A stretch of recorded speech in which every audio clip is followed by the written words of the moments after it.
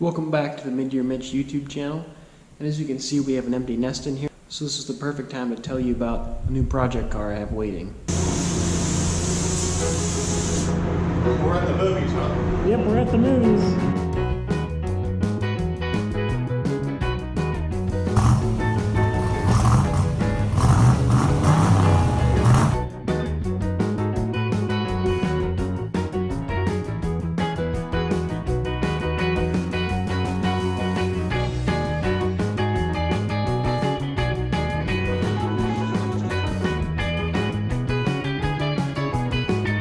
So if you're new to the YouTube channel, we restored a 1963 Corvette split window back to factory specifications. It was a complete restoration, ground up.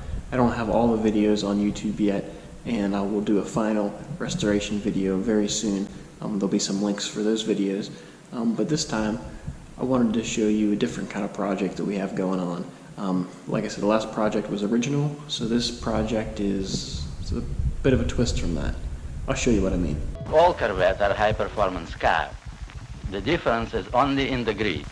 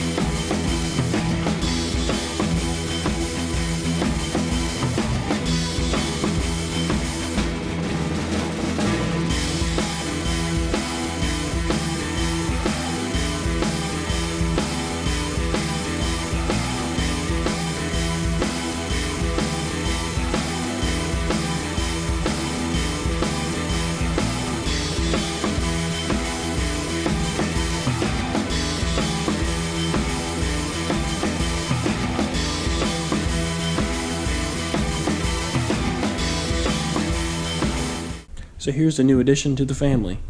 This is a 1963 Corvette Grand Sport replica kit car.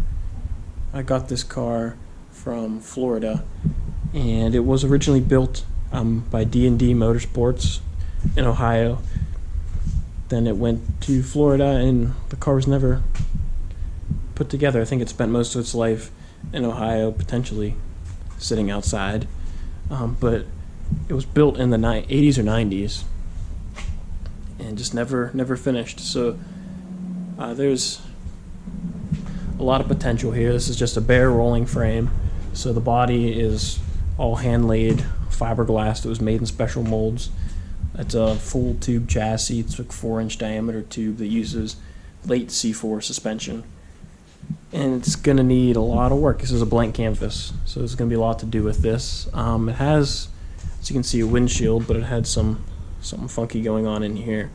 I think the laminate's splitting or coming apart between the two panes of glasses or something.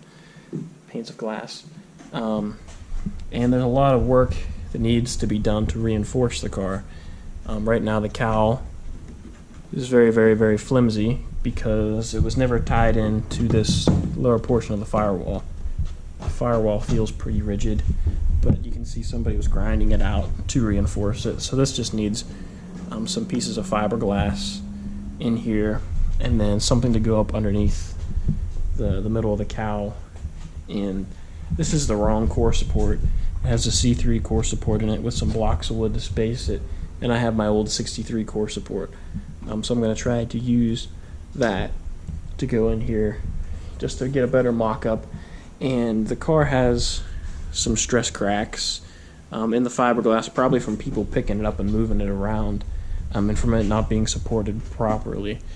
Some of them are in their fiberglass and some of them are in the gel coat, which I think these ones are gel coat related, probably because people picked it up by the fenders and carried the body to put it on. And just because it was never supported, the cracks just got worse. There's a couple back here, but you can see this thing's pretty radical. The previous owner tried to put a stock mid-year back glass in it instead of the plexiglass one that would have went in, and the plexiglass one has a different radius here.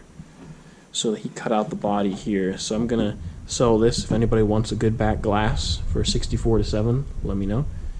But I'm gonna have to fill this back in and get the right back window, the plexiglass back window, and try to figure out how to make that work. I think it just glues in, so I think I just have to fill this radius back in here. The interior, it needs a little bit of work because it has no bird cage in it, because I don't know why they didn't put one in it, but they just never put one in it. They put a little aluminum channel right down there that bolts to the chassis, and there's an out. You can see the chassis runs through the middle of the floorboard, and they put an outrigger here that runs underneath here. So there's a good mount to tie into. So it just needs, like you can see the hinges mount to the pillar here. There's nothing to mount them at the back. They're just floating in the fiberglass. So I'll have to cut a hole in the floor and then put crossbars across here to tie into the column, into the pedals, and then something to tie into the windshield, because the windshield would need supported. But overall it feels pretty rigid up top. The front needs the same. It has a piece of aluminum that goes across here, and that needs tied down into the core support just to tie in the front end. And the core support isn't even bolted to the frame. It looks like there might be tabs here that somebody's bent up, but we can do better than that and really cement this thing in the front. So a stock mid-year would have just been tied in to the core support like this. It would have had those two reinforcement plates that go in here to tie into the hinges, and then that goes into the core support, and that weight goes to the frame. So we'll do something similar to that. In the back, it still probably has a body mount. I'm going to take what little pieces are on this off and see if there's body mounts under there. There should be one back in here in this hole, and it has stock C2 side pipe covers on it. So I'm going to take those off and saw those, because we're going to put big gnarly leg pipes on this, and that has C3 sill plates in it. I don't think I want those. So those are going to go, and you can see clean through to the other side of the frame. Here you can see that gnarly chassis under here, and it's got the stock C4 suspension in it. And ignore the ride height. I jacked the back up, and the tire is cocked in, and it has a stock C4 spring in the back. So there's no weight to this thing. So this thing just rides real high, and the front just has a couple bars in place of the coilover. So that thing's jacked way up too. But you can see these would be the brake ducts that would have been on the Grand Sport racers, and they don't go to anything right now, so we'll have to cut those out and clean all this up to make it look real nice, because we want those to be functional. Looks like there's an air pocket in the fiberglass, so we're gonna have to strip all the primer off of this thing. Somebody primed it. Looks like they did some sanding on it, and they made a mess of it in some places, but nothing that can't be fixed. Here's some more of the openings that would have been for cooling, so we'll just clean those up. In the back is the cool spot, because it has your two taillights, no bumpers, no valance panel, and they drill a bunch of holes in the back for ventilation and probably for weight reduction. And one of the biggest things that you'll notice that's different than a factory Corvette from '63 is there's no split. And there's a trunk. So right now, the trunk, you can see it kind of sits up on top here because the inner and outer skins aren't bonded together. And I need to trim this leading edge of the inner skin to let them fit together. There's a big void back here. There's a steel plate that's bolted up to the fiberglass that gets sandwiched here. And here's the C4 rear end. I want to get a Dana 44. This is a Dana 36 that's in it. This whole thing needs to be taken off the frame and redone. But I need to add some kind of a support from here up to the chassis, triangulate this, because right now you can just pick up the back of the car. And I don't think the frame is flexing it or the suspension is flexing. It's all in the body. So there definitely needs to be something tied in there. And I have a bonding strip that goes underneath this portion of the glass to stiffen this up, which is right there behind the window, actually. But you can see this thing's going to be pretty aggressive. And since they relocated the gas tank from here to here for the Grand Sports, this is where your fuel filler neck is. So I need to get the big fuel filler neck that goes in here. It has a big handle that you turn. And you can see the Grand Sports were unique than regular Corvettes because they had kind of a Frenched-in door handle that sunk in, and they used a Chevy C10 from like the mid-60s door handle in here, so it'd be a little more aerodynamic. So we're going to stay with that. The vent windows aren't functional, and they get Lexan windows that you pull up manually. The skins are not bonded to the inner skins for the doors either. And then these guys get cut out. Once again, we have some air pockets that need to be filled in here. But you can see this thing's got gnarly flares. They didn't start out like this originally, the Grand Sports. They were a little more tame. They were just a stock Corvette with, looks like a stock Corvette. The body was a lot thinner. You could actually see through the fiberglass before it was painted. It had this, obviously, this gnarly chassis that had very light suspension. It had disc brakes all around, which is unique. It had those door pockets, like I said. It didn't have the split, but other than that, it looked stock. It had the stock wheel openings and everything. And then as they went on, they made 5 of these in total secrecy. They had an aluminum small block in them, so they were like roughly 800 to 1,000 pounds lighter than a stock Corvette. So they were like 2,200 pounds, and they were making like 450 horsepower, maybe closer to, I think with the big blocks or later they made a 600 horsepower in a car that's 2,200 pounds. This thing would be a freaking rocket ship. So they got caught, which I don't know how you develop 5 cars in secrecy, by making custom aluminum birdcage, custom chassis, custom engine. I mean, everything they made for the tooling of this car was completely custom, and they were able to do that in secrecy. Somebody was probably like Sergeant Schultz and looked the other way. Until it got to a certain point, and they said, Zora, you got to stop. He wanted to compete with the Shelby Cobras, build 125 of these to be able to compete in the factory classes. But he got busted. He didn't get busted, but they told him to knock it off, so he quickly dispersed the 5 cars to get them out of harm's way because GM would have crushed them. So he quickly gave them off to like Roger Penske and a couple other famous race car drivers back in the day, and they operated them. And then as time went on, I think this was in like 64, when they couldn't run in that factory class, they decided to cut open the wheel openings to put these big flares in. There's a rear end cooler that went back here, was actually a transmission cooler from a passenger car, and had a fiberglass surround, which I have in there. And they started doing these radical body modifications to get some bigger rubber under them to make them handle a little better. And you can see the hood back there, way in the back, which you probably can't see. Later on, they made these monstrous hoods. Initially, they had these parts filled in and just had vents in the front here, and that was just to let more air in. But once these cars get over, it's like 100 miles an hour, because of the way the body splits, with the split line so high, new cars have them way down low.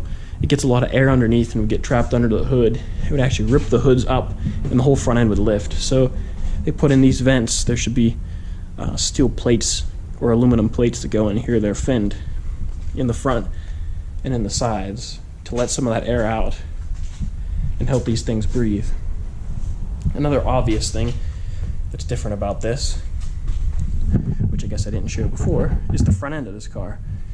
So they didn't have hideaway headlights. They have bulbs in here with Lexan covers, and then I also have fiberglass covers that they used. Different cars used different combinations, but they would have like Zeus fasteners or something, or screw them on. And that would be just purely for aesthetics, the fiberglass cover. And then you can see the parking lights are moved into the grille opening, not on the sides. And the physical grille opening is significantly shorter, so you can see the C3 core support sticks out below. So we're going to have to address that and probably shorten up my original core support. But the grille opening needs cut out, and you can just kind of get the feel that these were a lot more purpose-built than a stock Corvette. So the deal with this was built in the late 90s, 80s, 90s by D&D Corvettes. This guy wanted to reproduce a Corvette Grand Sport because only 5 were made. And people were making the Cobras, so he wanted, he saw an opportunity to make money and to compete with the Cobra yet again.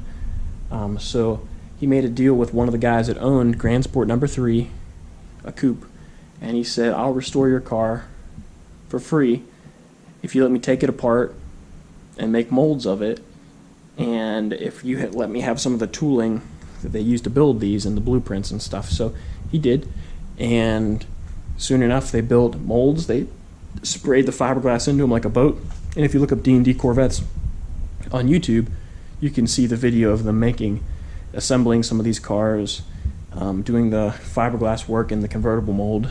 They had it on a big rotisserie. But they only made about 200, maybe even less. There could only be like 50 of them out there. But GM caught them for not licensing the car, because obviously this is very similar to a mid-year. This is really identical to a Grand Sport, minus the suspension and the fact that there's not an aluminum bird cage in here.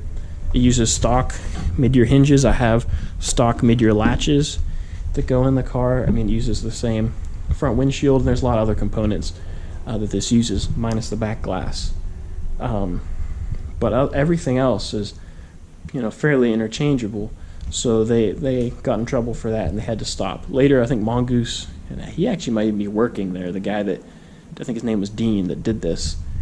He may be working at Mongoose Motorsports, and I think they're not licensed.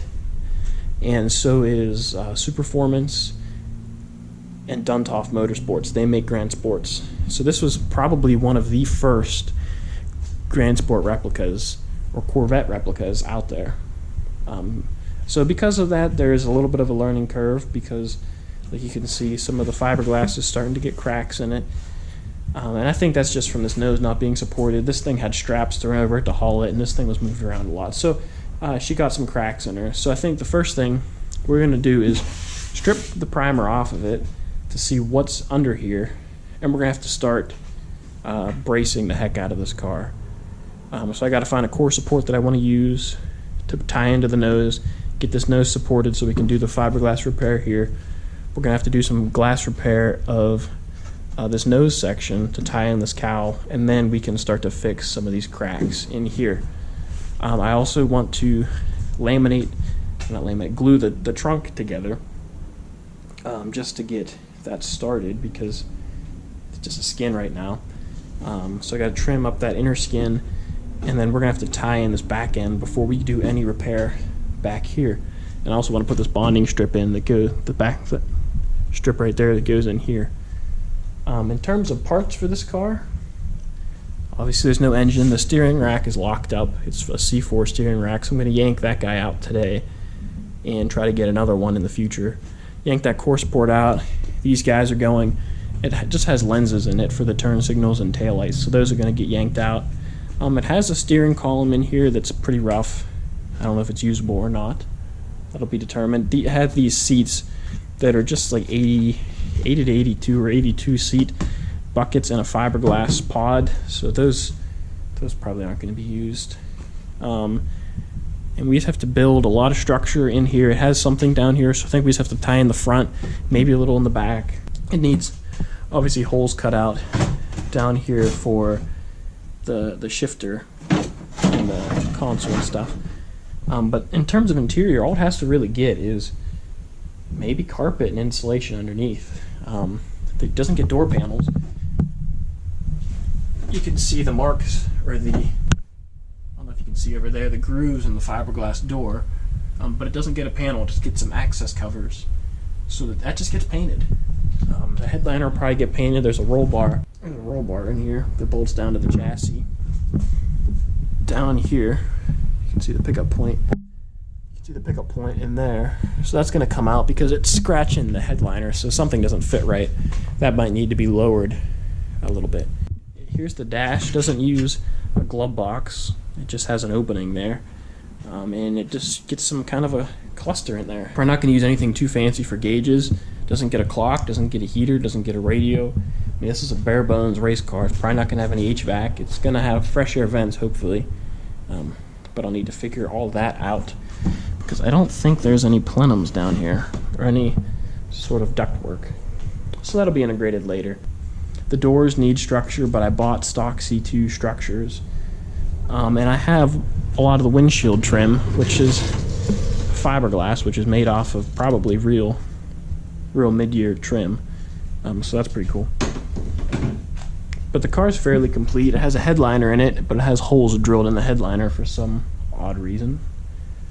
But it has a lot of potential. I'm curious to know what it weighs and to get rocking on this thing. So somebody started this. The guy had a couple other cars, and he just never got around to it. So I think we're going to put it together. The time frame for this is going to be pretty slow. I'm not looking to make a whole bunch of progress at once. I kind of just want to see what I have to work with and recoup some of my money by getting rid of some of the parts that are on it that I'm definitely not going to use. That's kind of the number one goal, and just start bracing it up and doing some fiberglass work. So once I get that in a good position, we can take the body off and redo the chassis. It's going to need new bushings, ball joints. It's going to need brake and fuel lines, figure out what kind of tank I'm going to run because the tank goes right behind the seats, run those custom lines.